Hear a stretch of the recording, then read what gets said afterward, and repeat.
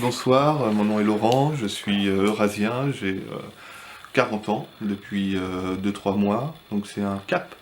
Je suis évidemment un ami des arts et aujourd'hui j'aimerais parler de choses assez simples mais avec brio.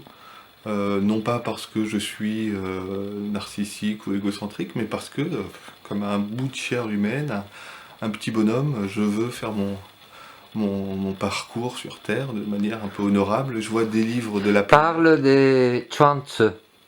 Alors Chuang-Tzu est un restaurant du 13e arrondissement.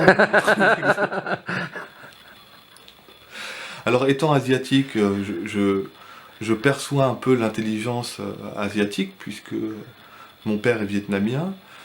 Je suis allé dans les pays du sud-est asiatique. J'ai copulé asiatique, j'ai bouffé asiatique, mais surtout j'ai vu leur manière de penser et ils sont un peu comme les sauvages français, européens, c'est-à-dire empourprés dans euh, une sorte de sommeil permanent des relations, euh, superstitieux, etc. Ils ont ces défauts, mais ils ont aussi leurs grands penseurs, tout comme il y a eu Platon pour les Européens, il y a eu les grands penseurs asiatiques.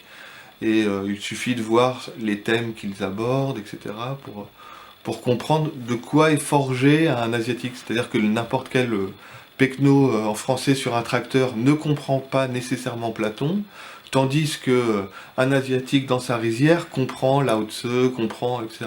Et d'ailleurs bêche à la manière Lao Tse, etc. Un autre exemple, si vous me dites, voilà, il faut déplacer tous les livres de cette bibliothèque, il y en a peut-être 200, eh bien, je ne le ferai pas en déplaçant, je le ferai en allant le plus vite possible, le mieux possible, que chaque mouvement, que ma respiration soit optimale.